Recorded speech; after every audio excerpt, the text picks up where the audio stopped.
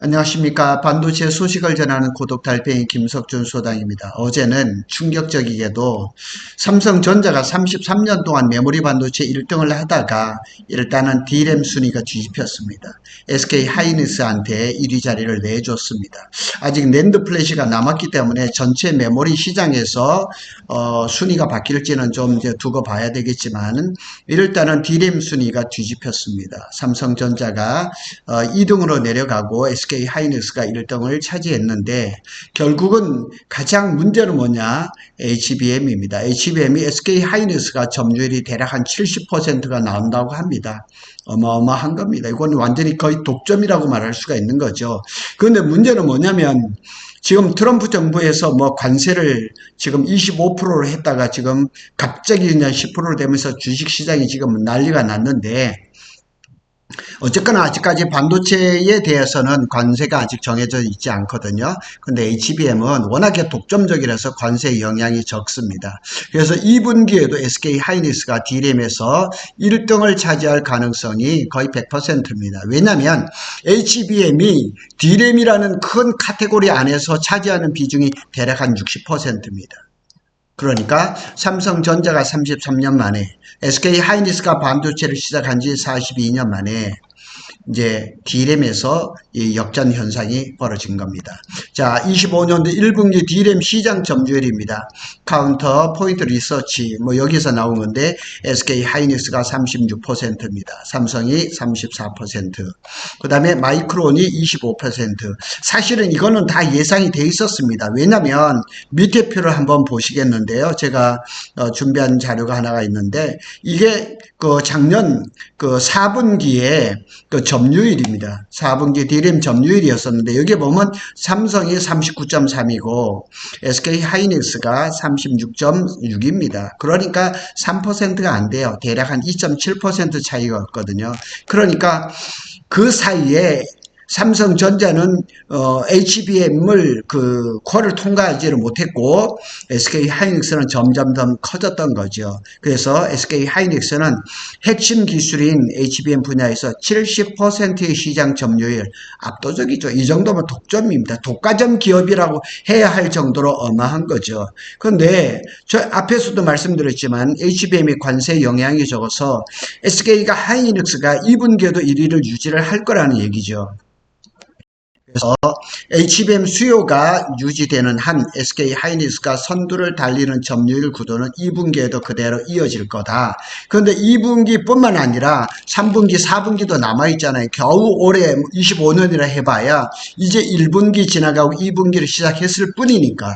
그래서 특히나 이제 미국발 관세 장벽 이게 어떻게 될지는 좀 모르겠지만 반도체에다가 세금 매기는 것은 쉽지는 않을 것 같아요. 큰 영향이 없을 것으로 관측이 되고 있거든요. 그래서 SK 하이닉스는 지금 뭐 시장의 주력인 HBM3 12단 뿐만 아니라 HBM4 HBM4에 대해서는 벌써 이미 샘플이 들어갔고 그 다음에 HBM4E까지도 지금 출시를 예정을 하고 있거든요. 그러니까 지금 삼성전자 입장에서는 그걸 따라가기가 쉽지가 않은 겁니다. 그리고 삼성전자가 퀄 테스트를 지금 하고 있는데 1년이 넘게 제가 기억하기는 한국경제신문에서 2023년 9월 10월경부터 8단 HBM3E에 대해서 퀄에 대한 얘기가 나왔었거든요. 그렇게 따지면 횟수로 하면 3년이고 벌써 1년 반 이상 지금 늦어지고 있는 겁니다. 삼성전자가 D램 시장의 1위를 놓친 것은 33년 만입니다. 그러니까 역사가 새로 쓰인 거죠. 그리고 우리가 항상 얘기하는 것처럼 영원한 1등은 없는 거예요. 천하의 삼성이라 한다 하더라도 정말 1992년에 세계 처음으로 64메가비트 D램을 내놓으면서 그때 당시에 쟁쟁했던 도시바 애니스 그때 당시에 80년대 90년대에 그 반도체 메모리 반도체에 10개 글로벌 10개 회사 중에 일본에 한 7개 회사가 있었는데 다 제껴버렸습니다. 치킨 게임을 하면서 1차 치킨 게임을 하면서 일본의 업체들을 다 죽여버렸고 2차 치킨 게임에서는 미국의 업체들까지 다 날려버렸거든요. 그래서 D램 강자로 우뚝 섰는데 뭐 작년부터 얘기가 나왔던 것은 최소한 5년 이상 전부터 기술 개발이 스톱이 돼버린 거예요. 이게 가장 큰 일이에요. 삼성전자가 기술에 대해서 어떻게 좀 해야 되는데, 뭐, 이재용 회장이 그 뭐 사법적인 리스크라든가 또 뭐 국정농단이라든가 아직도 사법 리스크가 클리어하게 해결된 것은 아니거든요. 그러면서, 뭐, 이건희 회장도 그냥 그 병중에 계시고, 막 이러면서 그냥 기술력에 대해서 이 초격자란 말을 이제는 삼성에서는 못 씁니다. 안 씁니다. 쓸 수가 없어요.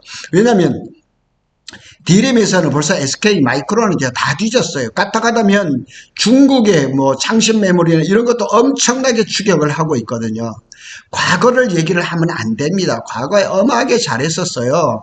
과거에 엄하게 잘했었는데 기업이라는 거는 과거를 팔아먹는 게 아니고 미래를 팔아먹는 거거든요.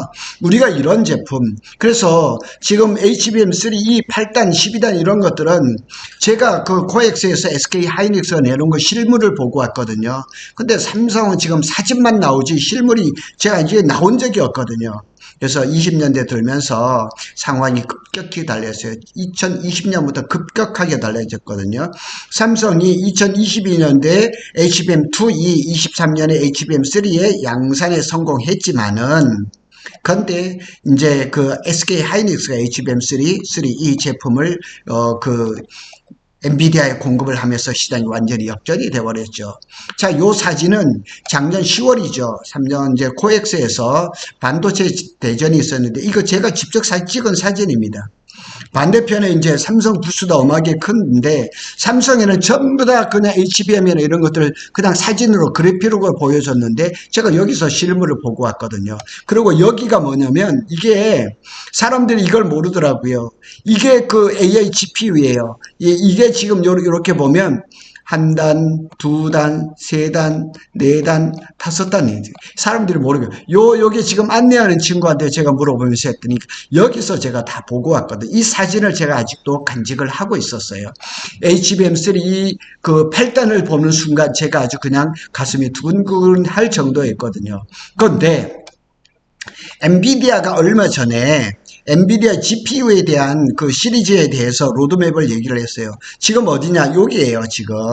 블랙웰이거든, 블랙웰. HBM3 8단이 지금 8개가 들어가거든요.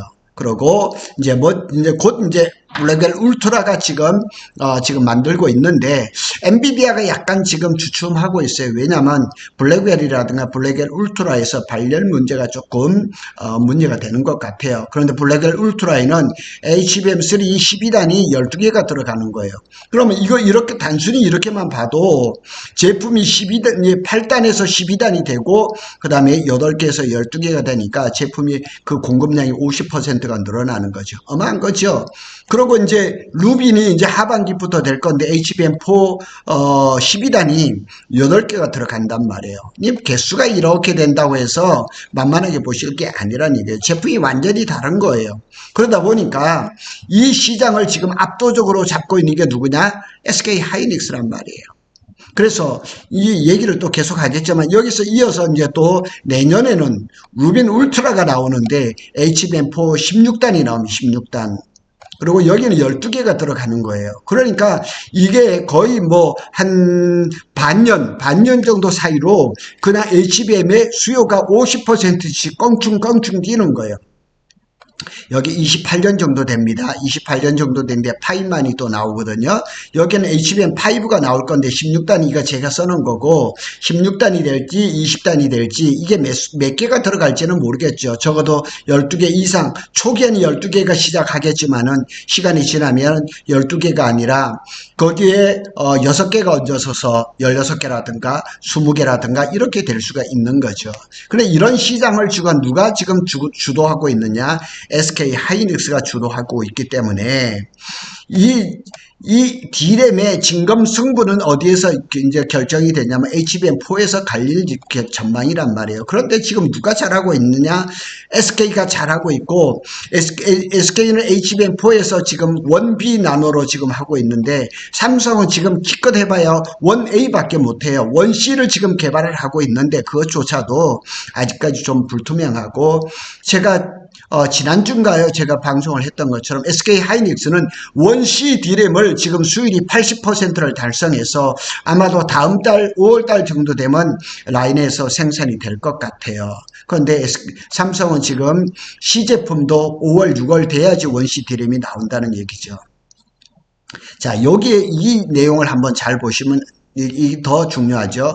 전체 메모리 시장에서 D램이 차지하는 비중은 약 60%란 말이에요. 그런데 이 60% 중에 그냥 SK 하이닉스가 70%를 독점을 하고 있으니까 이걸 깨기가 사실상 불가능하단 말이에요. 지금으로 봐서는.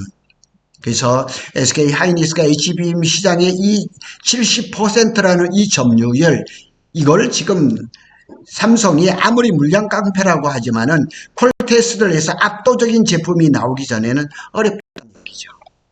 SK 하이닉스가 제가 앞에서도 앞질을 거라는 전망은 벌써 작년부터 나왔어요. 제가 이거 보고도 말씀을 드렸잖아요. 다 이렇게 나온 겁니다.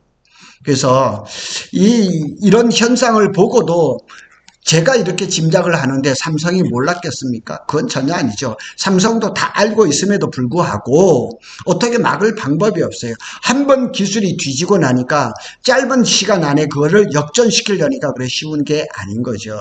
그래서 SK 하이닉스가 더 문제가 되는 건 우리 삼성 입장에서는 이것이 2분기에 끝날 문제가 아니라는 얘기죠. 3분기, 4분기 아니면 올해 내내 이렇게 될 수가 있고 심지어 어떤 분들 전문가들은 이것이 수년 지속될 것이다 이렇게 하는 분들도 있거든요. 적어도 2년 3년. 참 이렇게 된다면 우리가 삼성을 응원하는 우리 입장에서는 상당히 맥빠지는 일이죠. 일단은 삼성전자가 D램에서 순위를 SK 하이닉스한테 내줬습니다. 저는 또 SK 하이닉스가 1등 될 거는 뭐 거의 확신하고 있는데 마이크론이 점유율이 25%라는 거 여기에서도 사실은 조금 쇼크를 받았습니다. 마이크론도 엄청나게 성장하고 있다는 거 이런 걸 봅니다. 그러면 하여튼 삼성전자가 이번 참에 하여튼 뼈를 깎는 그런 노력을 통해서 이 점유율을 높이고 순위를 높이고 기술 발전을 이루어야 되지 않을까 하는 그런 얘기를 합니다. 고독 달팽이는 삼성전자와 SK 하이닉스의 반도체 소식을 전해드리고 있습니다. 구독, 좋아요는 저에게 큰 힘이 됩니다. 많은 부탁드리겠습니다. 감사합니다.